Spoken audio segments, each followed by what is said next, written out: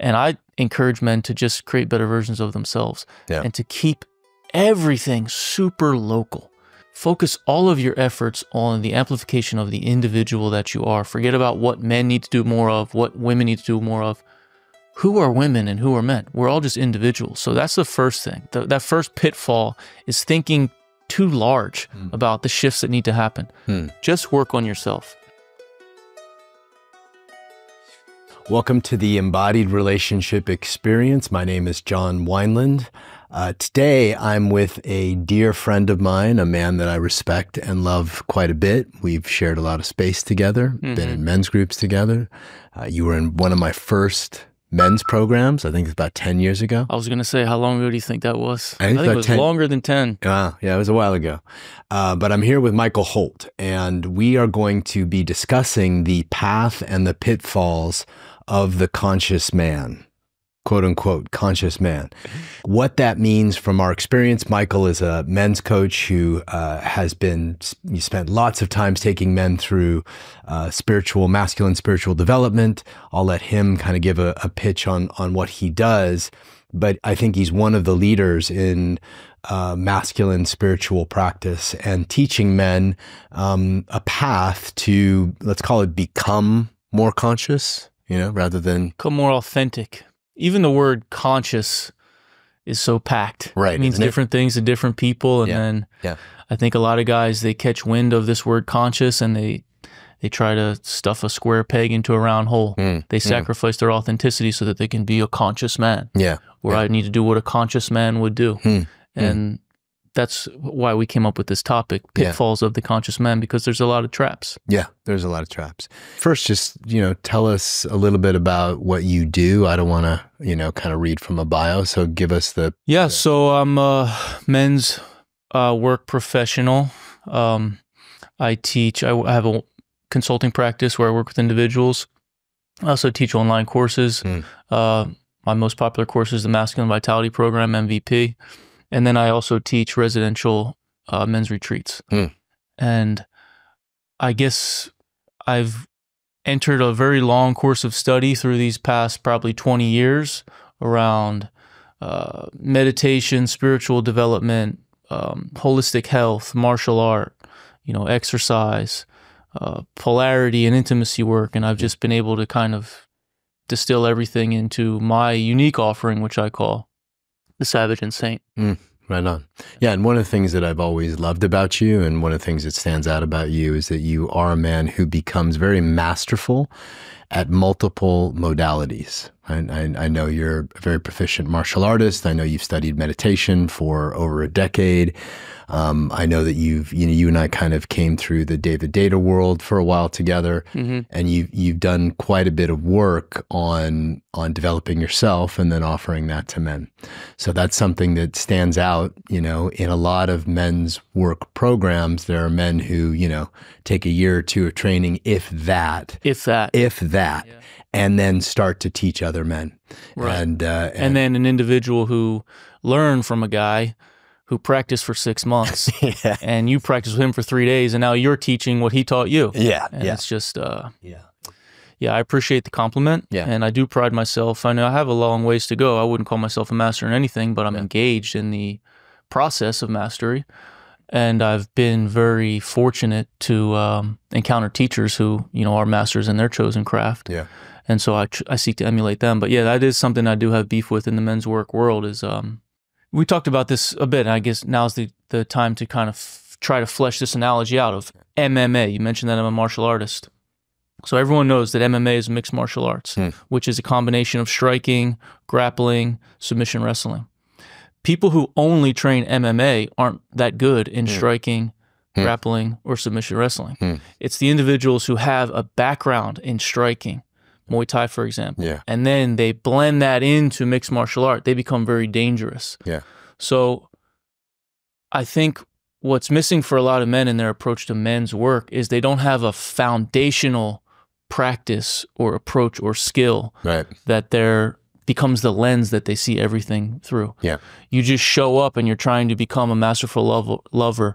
You're trying to become a deep meditator. You're trying to become an entrepreneur. You're trying to do all of these things, and you're not very good at any one of them. And it really just adds more stress to your life. Yeah, and I think that's a really good point, that a lot of men don't put in the 10,000 hours in one modality that can then be built upon, right? So you need that one pillar that is going to, you know, kind of, I don't know, just be your North Star, your grounding force, right? And then everything you can add on to that is a beautiful That one thing becomes the lens through which you see everything. Yeah. And so mastery in one thing kind of opens the possibility for mastery in multiple things. Yeah. But if you don't have the one thing, then you're just treading water. Yeah. And we see this all the time. I think what would be really cool is to just like, let's unpack this term conscious man. You know, you hear it mainly from women, right? That are, you know, asking where are all the conscious men, and, you know, trying to tell us what a conscious man is. But I'm curious, you know, you and I have been studying this for a long time. How would you define a conscious man?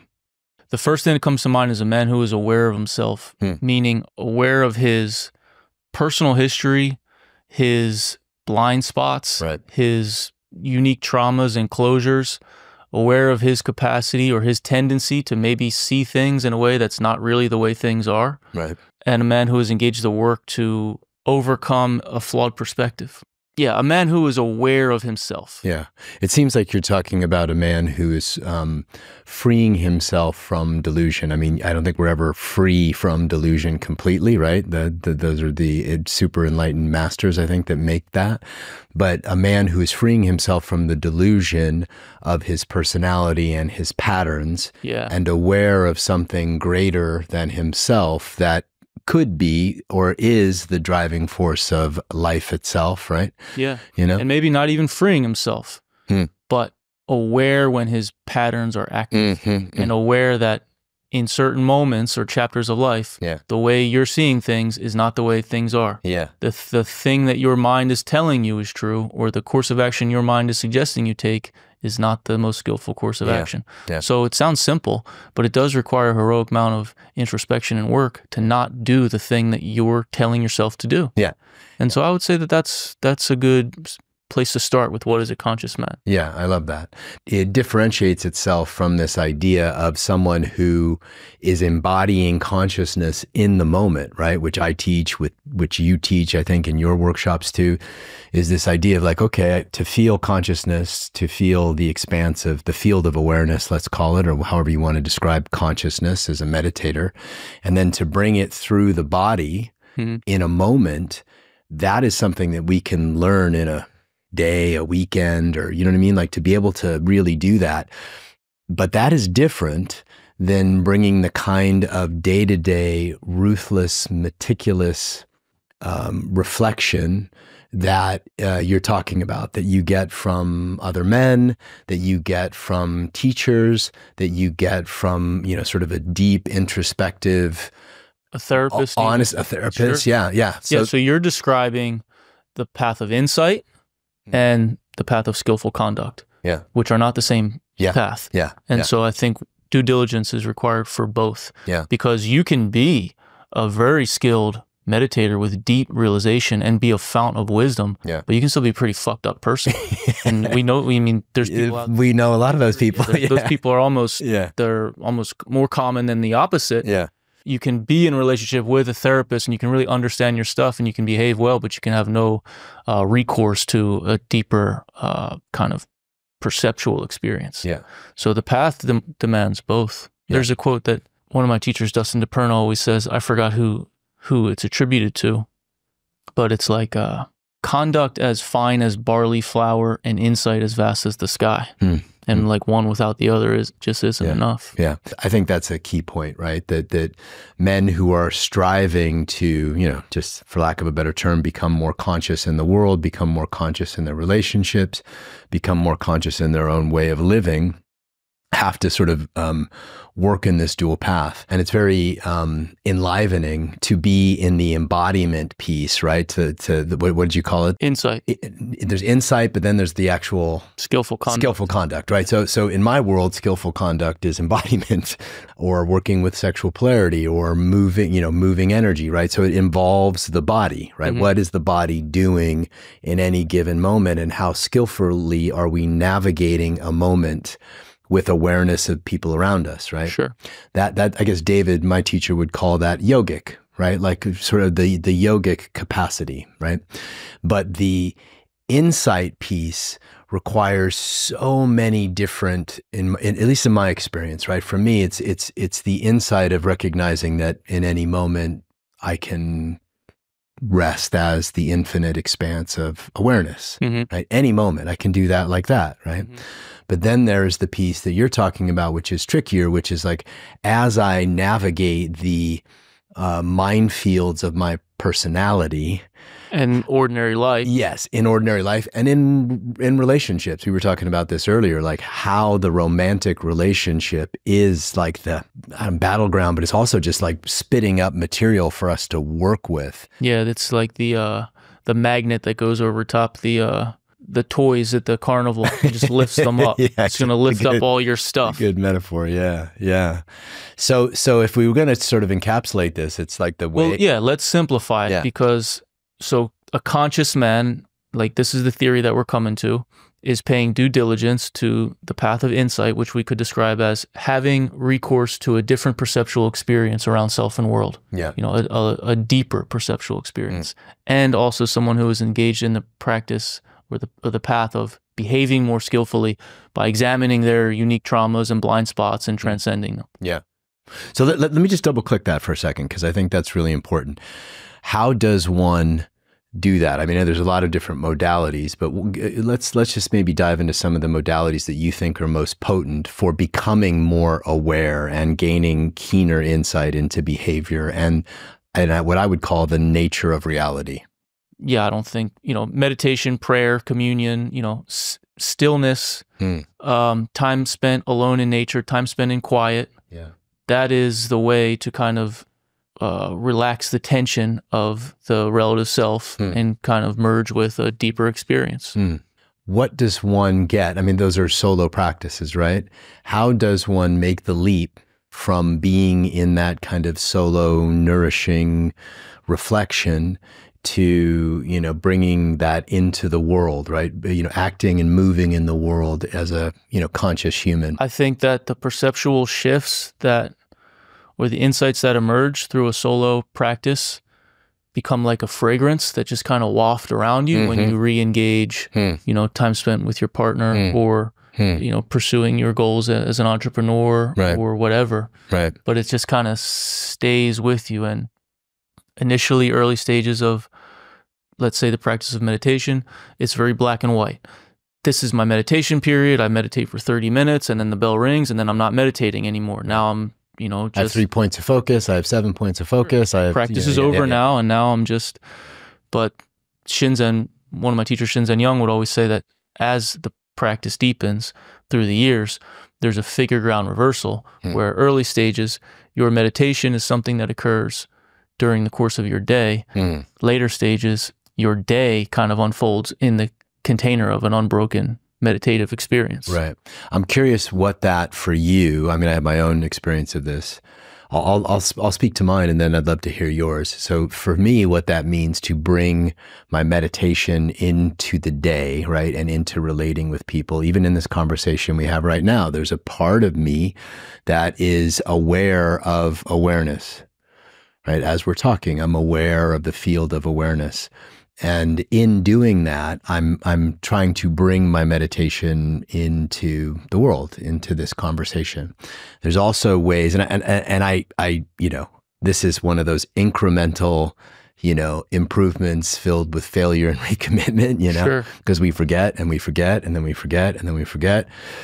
So just being able to constantly, is the goal, be aware that there is a field of awareness through which this whole experience is happening, right? We're only aware we're having this conversation because there is a field of awareness, right? And having that level of connection to that field of awareness is kind of my, primary meditative practice in the world, along with this idea of moving from stillness, like being able to like feel the stillness and then move from the emptiness or the stillness versus moving from pattern, moving from kind of the habit of how to navigate the world.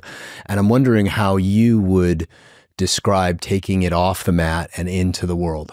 You used an interesting word just now, which was forgetting.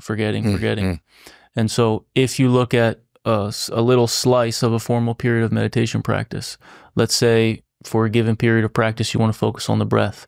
And so you're very intimately engaged with the inhale and the exhale, felt onto the body, and then a couple of minutes go by and you totally forgot to stay with your breath and you're daydreaming about whatever. But in a moment of clarity, in a moment of awakened mind, you became aware of your own mind from a different vantage point.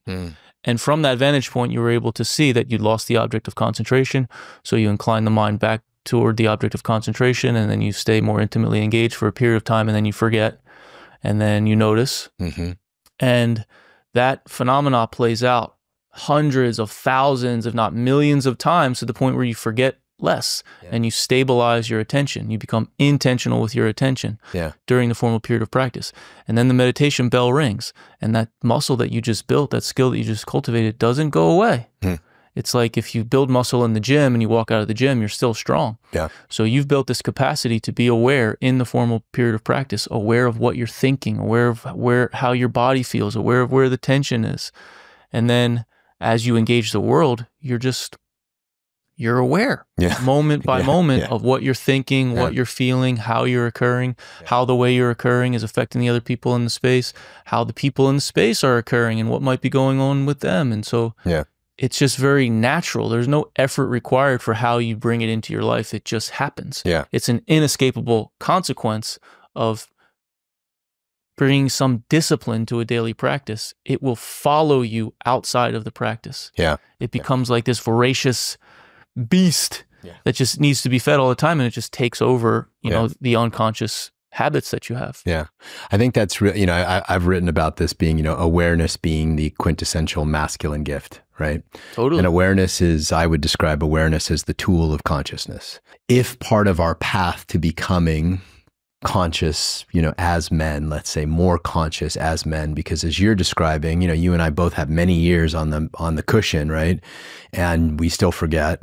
Is it as easy as saying it's remembering that I am consciousness as sort of a simplistic path for a man to begin to master?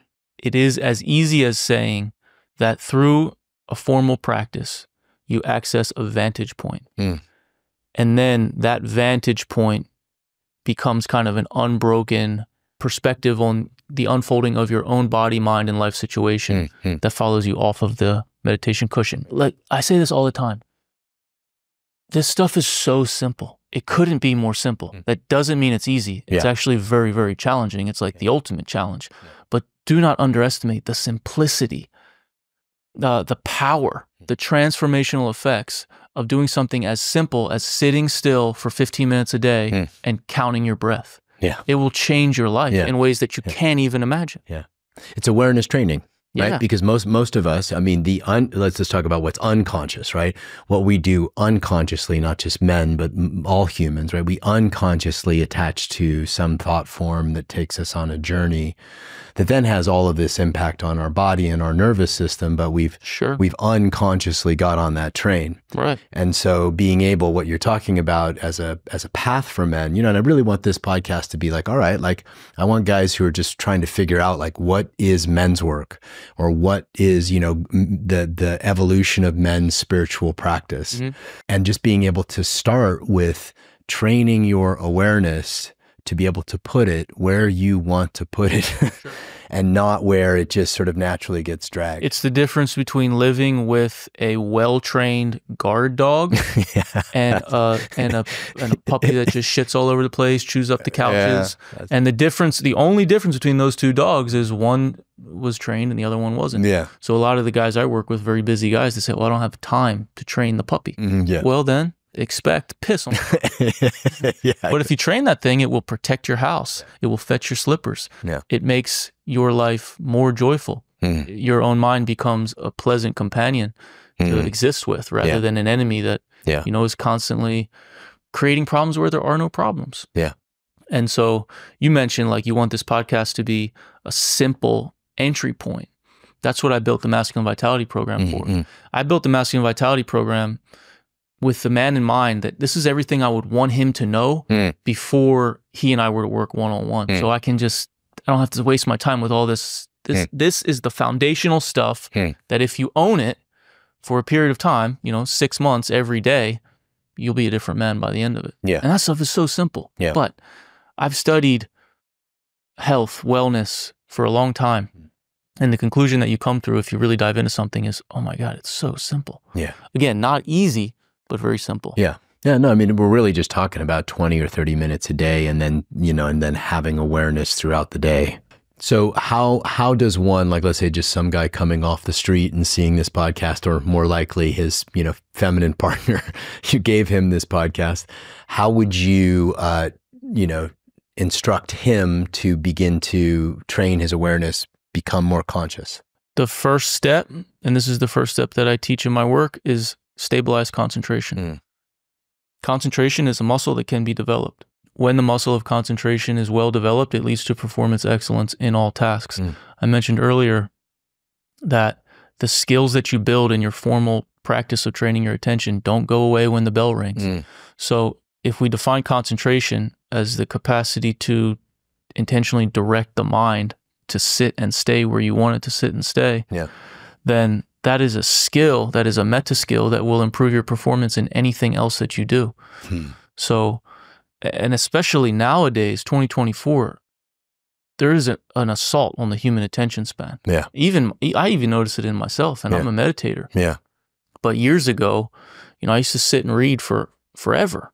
And now I don't do that so much. Even my attention span is somehow not as strong as it once was.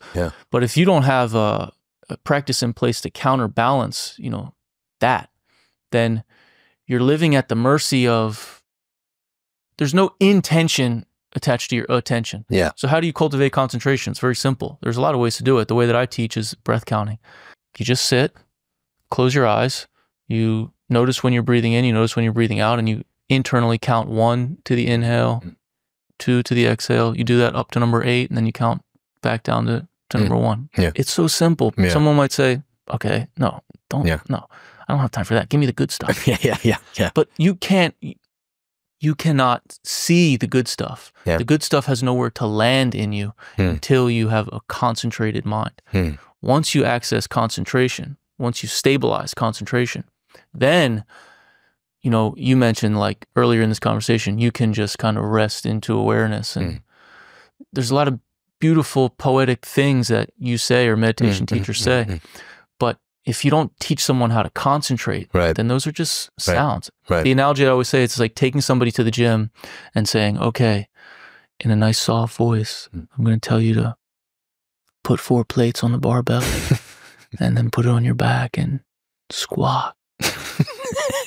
Just because you say it like that doesn't mean someone can do it. Right? But there is a progression to squat 405, and you can progress someone to that, you know, not everyone, but there's a progression to do that. But it's the same for meditation. It's the cultivation of specific skills. And once you develop the skills, then you progress to the next skill. And then there's this gradual kind of opening of a different view. And then that view that you find in the period of practice just kind of follows you outside the period of practice. And over the course of time, life changes in a way that's hard for you to put your finger on exactly what happened or exactly when it happened. But there's been a shift. I'm curious what you would consider the attributes, like the positive attributes of that new view. You know, like as I'm thinking about that, I really like that approach. Like, okay, I have a new sort of vista of awareness after, you know, learning how to practice, and what are the attributes of that? And I'm thinking to myself, it's really kind of like what you talked about of just being able to notice more, right? To be able to notice what I'm feeling in any given moment, to be able to notice when my nervous system starts to rev up, to be able to notice when other people's nervous systems start to rev up, or when there's something in the field that is off. I mean, I see this a lot in workshops, right? Like being able to feel the field of practice. Sure. Being able to feel the field of your home, your family, you know, walking in the door and being able to like notice. Are there other attributes of... The number one that comes to mind for me is less of an attachment or a personalization of the inner commentary in your own head. There's a space between you and that commentary, and thoughts seem much less personal. Not in like a destabilizing way, but in a very pleasant way. There's space. Right. There's more spaciousness. Yeah. And so as you have this orientation towards your own, you know, the vicissitudes of your own self, compassion emerges in that space between thought and awareness, you know, that new vantage point. The untrained mind, it's right here. This is me. I am me. There's no space. But as you start to cultivate a little bit of space, that space flowers compassion. And compassion naturally arises for yourself and all your shortcomings and failures and the way you criticize yourself and judge yourself. It's like, because you feel less personal about your own self, you start to treat yourself better. It's not about you being good or bad or right or wrong. And a lot of people who are good people, for sure, they will speak to themselves in a way they would never speak to someone else. But the relationship with yourself becomes less personalized and more, this is someone I'm responsible for taking care of. And then that just kind of ripples out into the way you engage with other people. Yeah. I'm curious if we shifted from the work of the mind into the work of the body, right? With regards to this, you know, this concept. And I know, you know, you practice a lot of breath work. I do the same. Could you speak a little bit about the relationship between breath and consciousness, or breath and awareness? And, you know, what does consciousness look and feel like, or awareness look and feel like through the body? So in my course of study, I found myself kind of straddling two fences. One, population of deep meditators who, you know, could sit still for 4 hours, or we would used to sit in yaza, which was duration practice, sit the whole night, right? No sleep.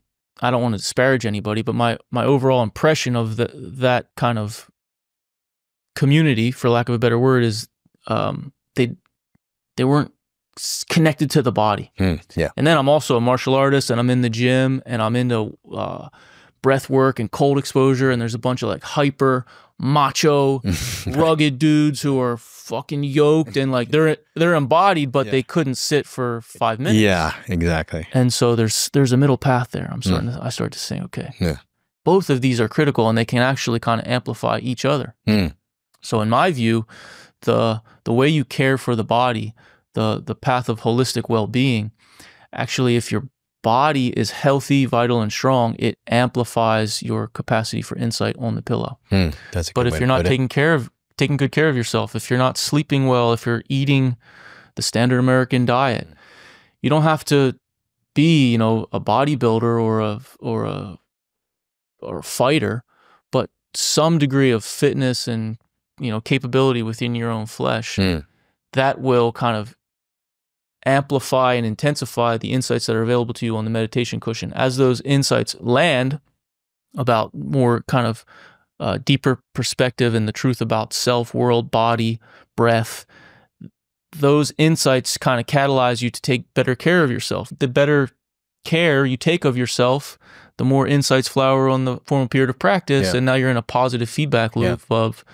taking care of the body, opening the heart, purifying the mind. And it becomes a way. Everything becomes path. Right. So making your breakfast is just as spiritual as saying your prayers or, you know, whatever. It's all the same thing. It's not spiritual at all, but it's all spiritual. Right. Right. Like the Thich Nhat Hanh washing his dish kind of thing, you know, that's a spiritual practice. Yeah, the way you curate your space. Yeah. You know? Yeah. So as we talk about consciousness through the body, right? That, you know, one of the things that I learned from my teacher was that, you know, consciousness can be transmitted through the body.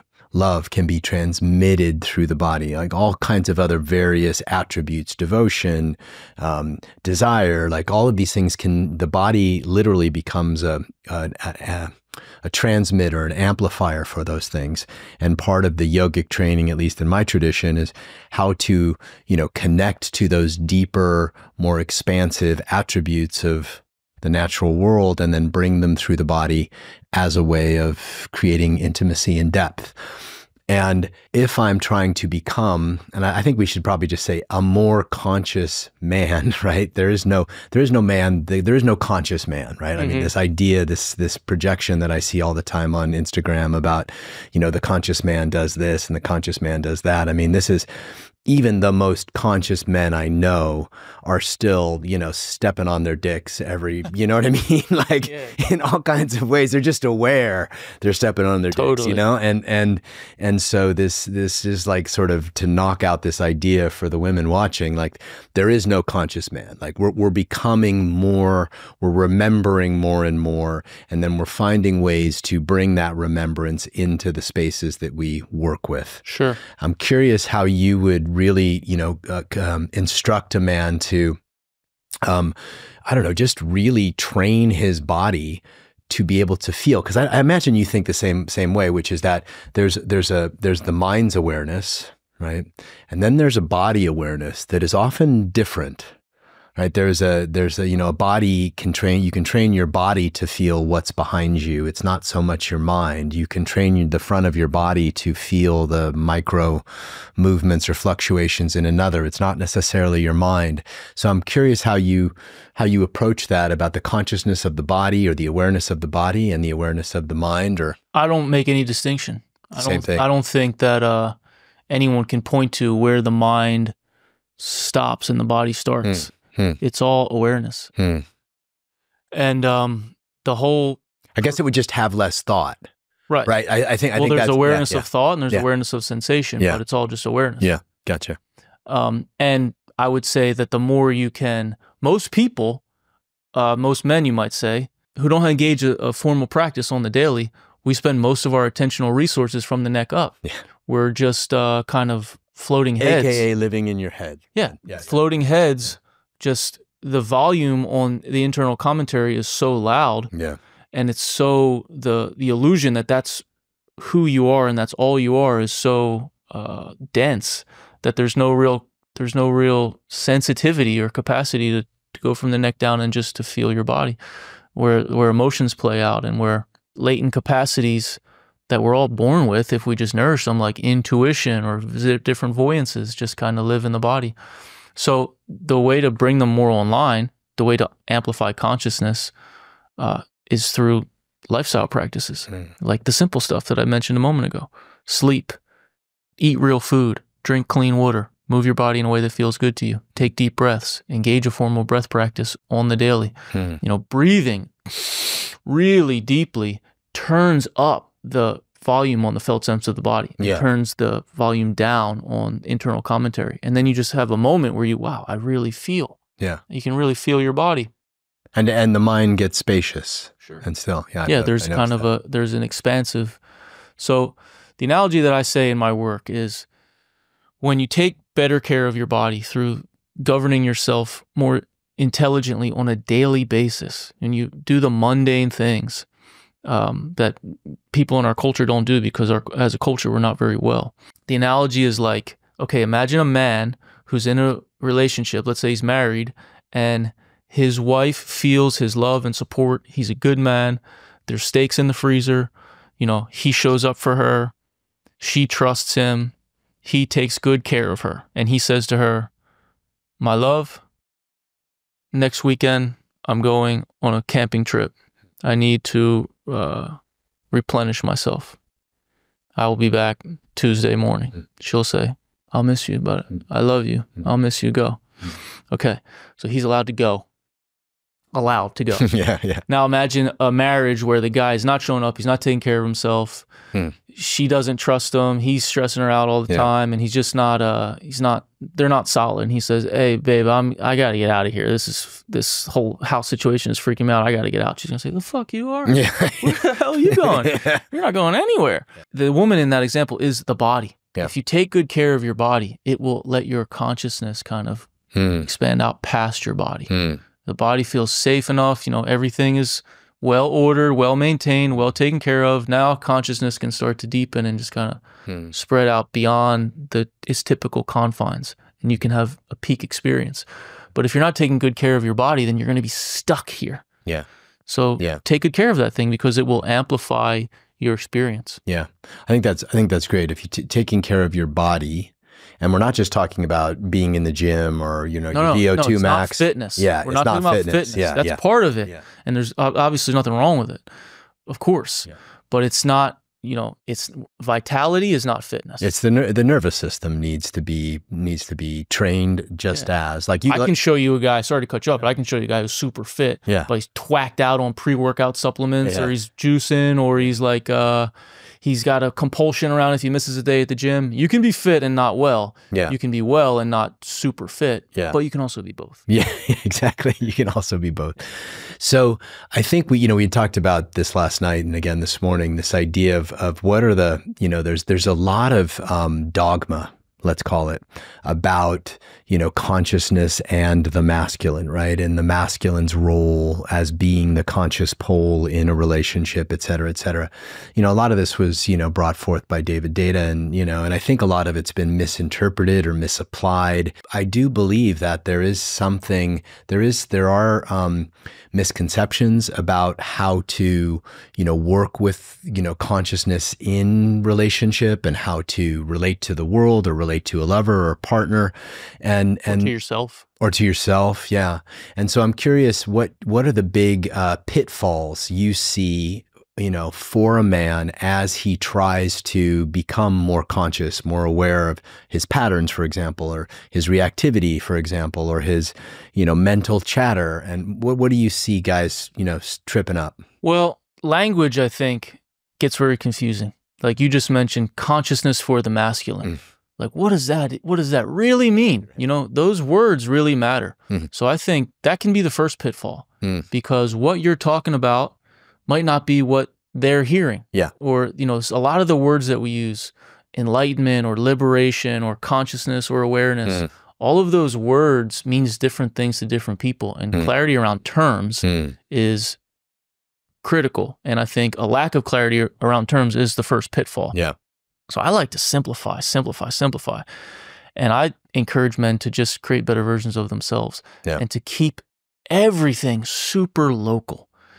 Focus all of your efforts on the amplification of the individual that you are. Forget about what men need to do more of, what women need to do more of.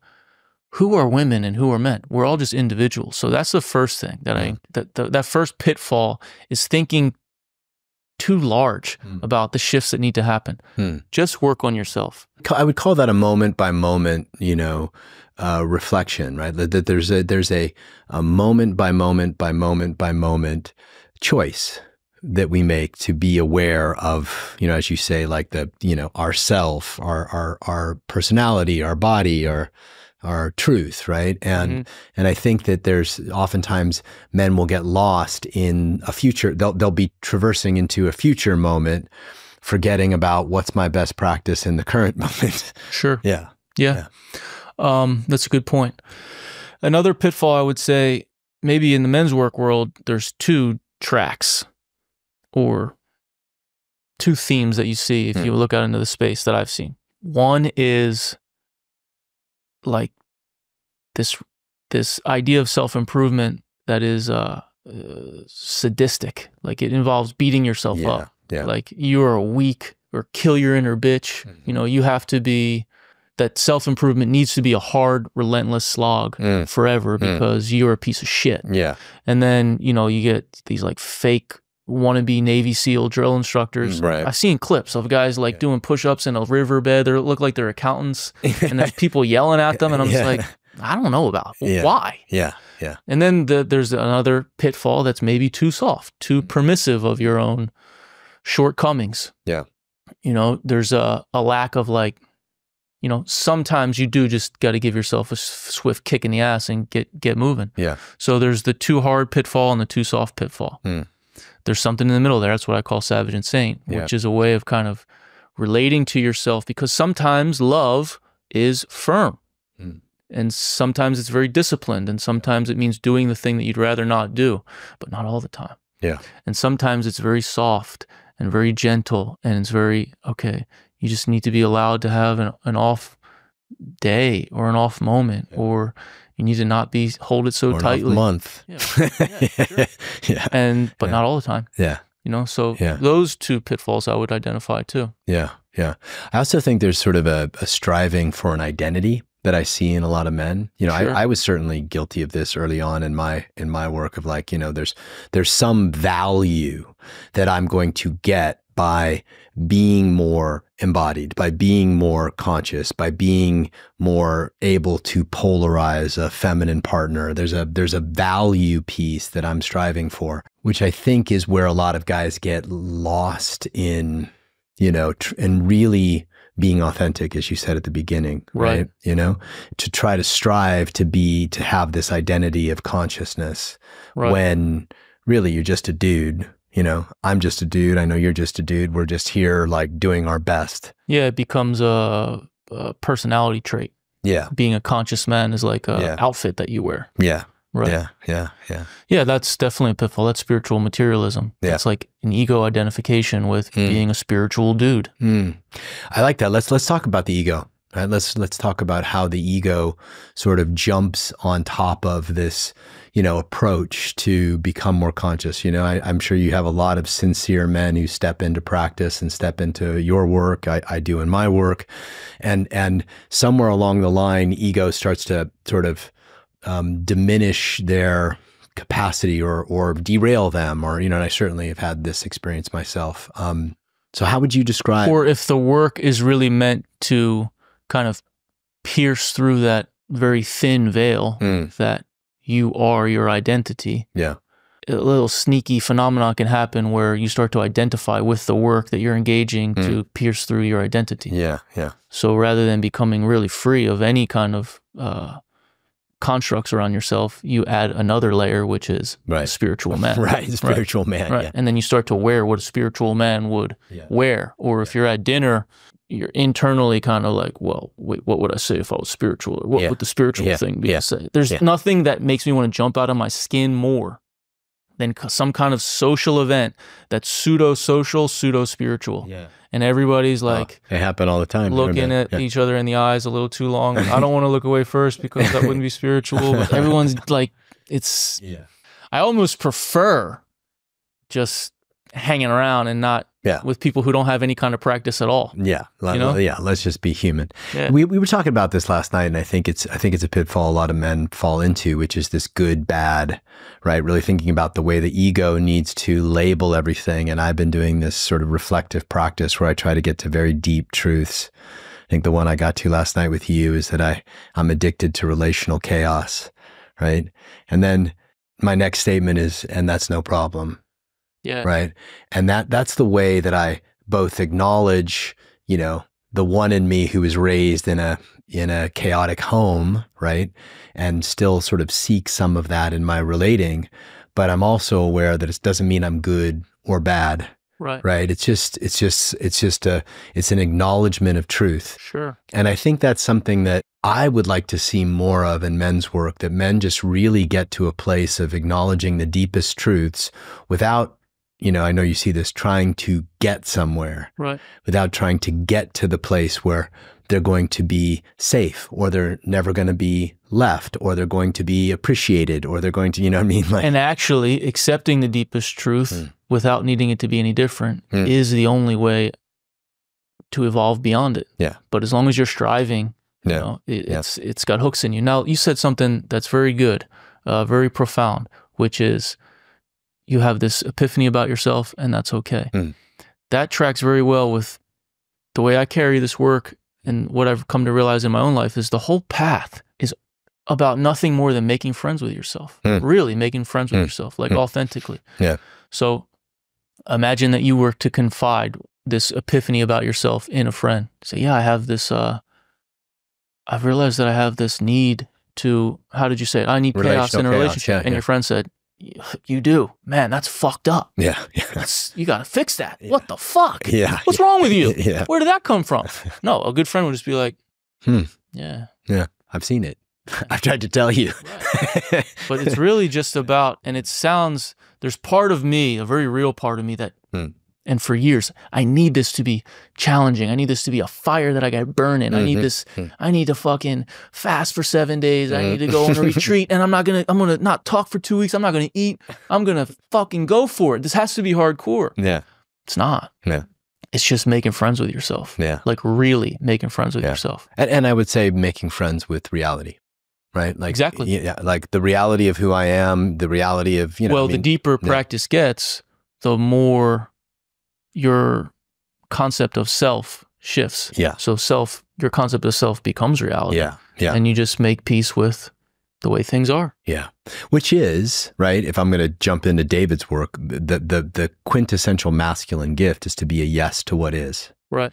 Right? So this is how I think oftentimes men will try to apply that to their feminine partners, but they won't actually apply it to themselves, right? To be a yes to what is means that like, yeah, okay, yes, I'm fucked up in that way, or I'm a little kinked in that way, and there's nothing to fix. Yeah. That's what I would call the saint half of the equation. The saint half of the equation is the unconditional, complete acceptance of self and world exactly as it is without needing anything to change. Yeah. But which is something which I want to bookmark that for the men watching, because if you want to try to really, pinpoint some of the attributes of masculine practice that I think you and I agree on, that's a big one, right? To really strive to be a yes.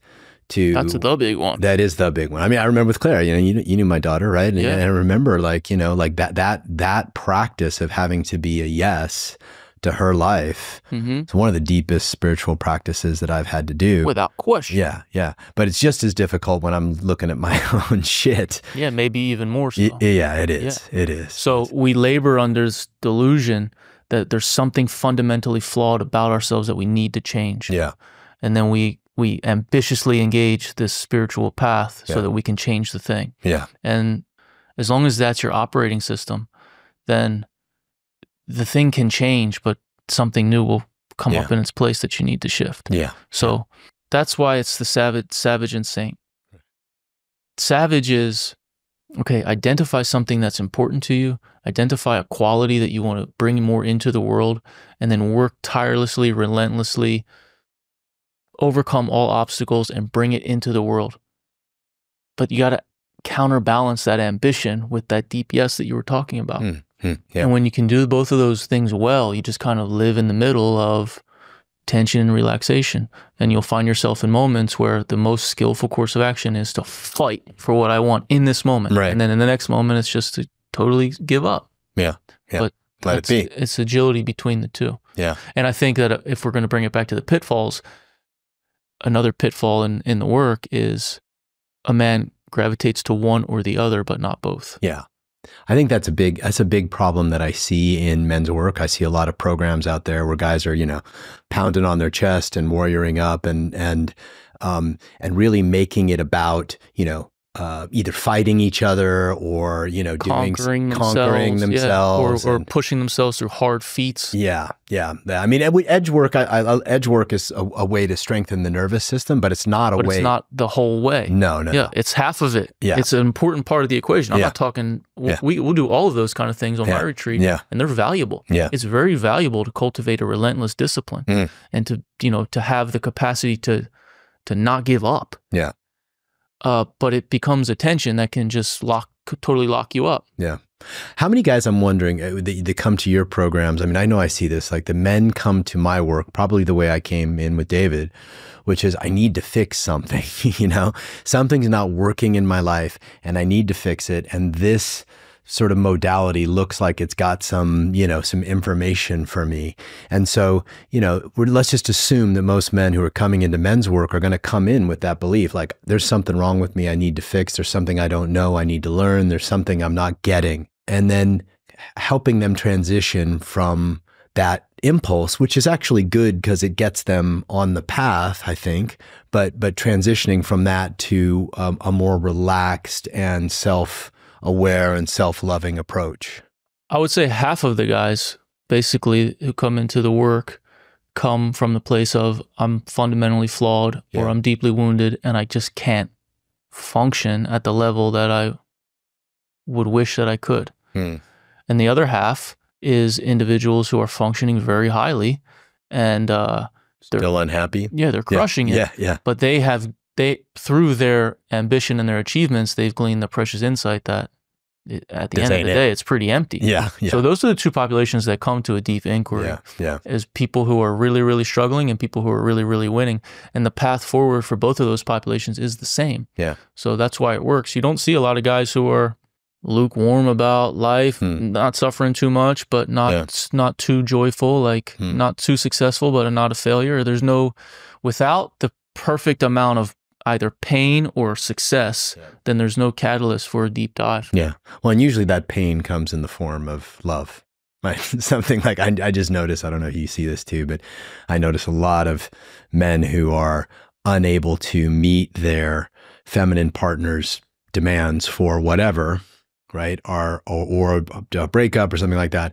So I see a lot of men that come in here with this belief that somehow they can't meet the feminine, right? That they have to do something or learn something or be something. And while I think there's some truth to that, right? Like there's some truth to becoming better yogi, better yogi of love. The savage side is true. There are parts of you that you have to address. You are fucked up and you got to improve yourself. You're not living as good as you could. You're not loving as you're not in integrity with your own soul. You're out of balance. You're behaving in ways that conflict with even your own heart. You're fucked up. You need to make some changes. You're also perfect as you are. And when you can let both of them really land, it actually opens like this wellspring of vitality. And another thing that I've found in my own life is I like to think of Dan Brown, who passed away a few years ago, but I sat on many retreats with him, and he was such an impressive individual, such an impressive teacher. Or you could think of, you mentioned Thich Nhat Hanh earlier, or just think of a great spiritual teacher who just emanates positivity, who uplifts their students, who just when you get in their field, you feel like more alive. And when you look in their eyes, you see this twinkle of like real, authentic compassion. That's a savage. They are an absolute savage. So behind the eyes of every saint is a fucking savage, a relentless savage. They cultivated so much discipline, and then in a moment of clarity, they realized the best outlet for this discipline is to maintain my practice 24/7, to incline my mind toward positivity, to live for the betterment of all beings. That's a savage.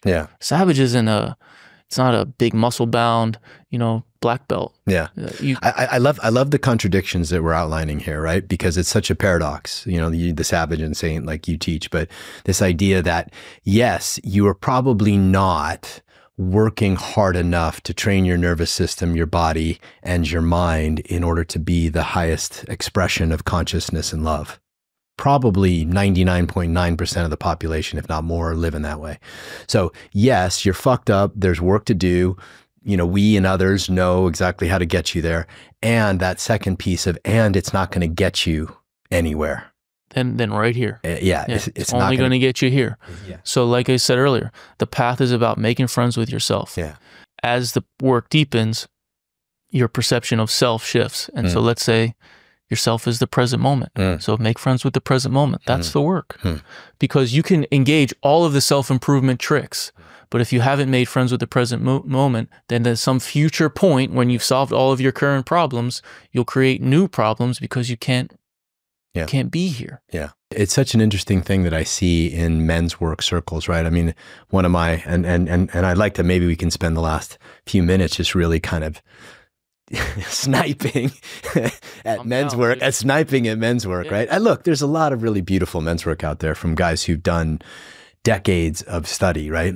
And there's a lot of stuff that passes for men's work that's really just about sharing feelings or taking medicine or, you know what I mean? Or, you know, warrioring up in some kind of, this one group that does this sort of created fight, right? They create a fight for each other, right? And the men's work that activates the healthy and sacred masculine in a man or a woman, right, is different than just sharing my emotions, warrioring up, having peak experience, right? You know, and or masterminding my business. Yeah, that's another way that it happens. Sure. Yeah, so it's really about what stokes the fire of the true masculine within, right? And David would say that's consciousness. I would say it's consciousness, depth, ground. I mean, there's some attributes of it. And I think it's important to be able to identify, like, okay, what's the difference between men's work that both, let's call it, activates and amplifies my core true masculine, and what's men's work that's really just about kind of peak experience, you know, like the Tony Robbins kind of thing where you're jumping. I mean, anybody's going to feel good if you jump up and down for 15 minutes. And nothing dancing. Wrong with that. No, there isn't. Right. But that's not the same thing as cultivating a deep spiritual masculine truth. Mm-hmm. What do you think is happening? Because I mean, look, you've been in this for over a decade, right? And you've seen, like me, like all of a sudden men's work is now a very popular sort of approach. There's more men's circles and there's men getting together and sharing vulnerably, and all that is great. Mm-hmm. But it doesn't actually touch the thing that I think you and I are talking about here. And I'm wondering if there's anything else that you're seeing out there that you just kind of want to, if you could kind of course correct it, how would you do that? I guess that's a difficult question to answer, but maybe we could reframe the dialogue as, sure, this is a challenge that I encounter in my work, is maybe people are curious about what it is that I do or what they might experience on a Savage and Saint retreat. Mm. But because there's so much stuff out there under the umbrella of men's work, and men's work is so loosely defined, they're hesitant because they think that what I'm offering is like, this kind of misogynistic flavor of men's work. Let's bash women, or like alpha entrepreneur type stuff. Mm-hmm, mm-hmm. You also mentioned, like, I'm just going to list things that I have beef with. Yeah, great. Man. You also mentioned let's make some enemies. You also mentioned medicine ceremonies, and nothing wrong with medicine ceremonies, but I've seen individuals who the entirety of their inquiry involves ingesting substances. Yeah. And there's no place for the insights to really land, because their daily lives are not, the soil of their being is not a fertile place for the insights that you can glean from a medicine experience to land. And so then they say, I'm gonna do more medicine. Right. And then to them, it seems like they're getting closer and closer to something. Yeah. But to everyone else, it's like, bro, you lost touch. Yeah. So it's the capacity to integrate. Yeah. Right? That is often missing, I think, in what you're talking about. I would say that the defining characteristics, what makes it men's work, and what's the difference of men's work and just a bunch of guys together. Yeah. Two defining characteristics come to mind is vulnerable authenticity and some noticeable shift on the part of the practitioner, shift in state, an altered state, and a shift in vantage point that feels palpably different from ordinary consciousness, and an awareness that there has been a shift. Yeah. And then they should be able to notice, like, hey, I'm seeing life differently. I'm feeling myself differently. Even in the moment. Yeah. Because that's the things that we do on my retreats, and for sure for you too, is not the thing. If you were to leave a Savage and Saint retreat and someone said, what did you do? And you told them, they would say, okay. It's the state that you access in doing the things that we do. Yeah. And so that's what makes it men's work, because you get a greater kind of access to that deep yes that we talked about earlier. Yeah. Yes, everything like that, just that deep emptiness. If it doesn't bring you closer to a palpable feeling of emptiness, then maybe it's not men's work. Yeah. And for me, I like to empower the individuals with exactly how you got to that state. And don't allow this retreat to become a cool experience that you once had. bring what we did here for 3 or 4 days into your daily life, and then abide in this state more and more fully, more and more uninterruptedly. Yeah. I would consider, I mean, you know, obviously this is David's language too, but I really get it. It's about openness, like being open to the moment, being open, you know, having your heart open, your body open, your awareness open to whatever's there, and being in a state of openness, and versus being in a state of sort of, I guess, peak experience is really the only phrase that comes to me, right? Like that is to be in, and certainly there's plenty of peak experiences in my workshops as well. And, you know, but this idea of how am I more open to life? Am I more open to the moment? Am I more open to the complexities within my own being? And right. And how do I maintain that openness, you know, for the long term? I think that's the place I'd really like to leave men with, which is like, you know, when you're really trying to figure out there's a difference between brotherhood. This is what I'm trying to say. There's a difference between brotherhood, which most men are craving and starving for because they just don't have like a deep brotherhood, even though they might have friends. Sure. So there's brotherhood, but then there's the individual experience of openness. And you called it, you know, like state, you know, being able to change your state or have a state that's... Or a shift in view. Shift in view. What my teachers would call it. Yeah, you mentioned the word brotherhood too. I always had a strong resistance to the notion that, you know, when I was exploring the work with you or the various men's retreats that I'd explored, the notion that just because you're here at this experience and I'm here at this experience, we're brothers. You're not my brother. I don't even fucking know you, and I don't particularly even like you. Yeah. You know? So but when there's a shift in state, when you access that openness and you're in connection with another individual who is accessing that openness, you become brothers. You see that individual in a way that you haven't seen anybody before, and he's seeing you in a way that you've never seen before, and you're both opening and softening the, you know, the edges of where he stops and I start, and you become brothers. You become intimate. You become super intimate. I just had a memory of you and I at my place in Malibu doing God form together, right? Like speaking in tongues, like seeing this, you know, this part of ourselves that, you know, we almost never show the world. And I don't know, that image just came back as I was speaking. Like, you know, like I know that part of you, maybe, I don't know, maybe better than anybody, because I've seen it, you know, fully expressed through your body. And that's a beautiful, you know, the way that I like to define brotherhood, it's not just about sharing vulnerability. It's about being in the experience of opening together. Yeah. Right. And I think a lot of men's work will just, you know, stop at this idea of we're just going to share vulnerability, right? Okay, that's great. That creates connection and safety.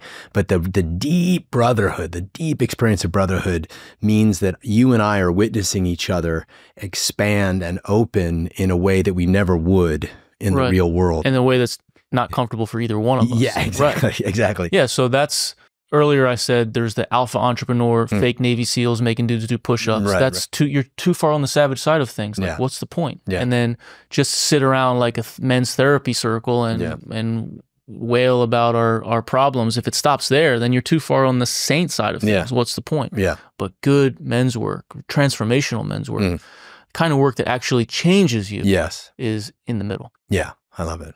I love it.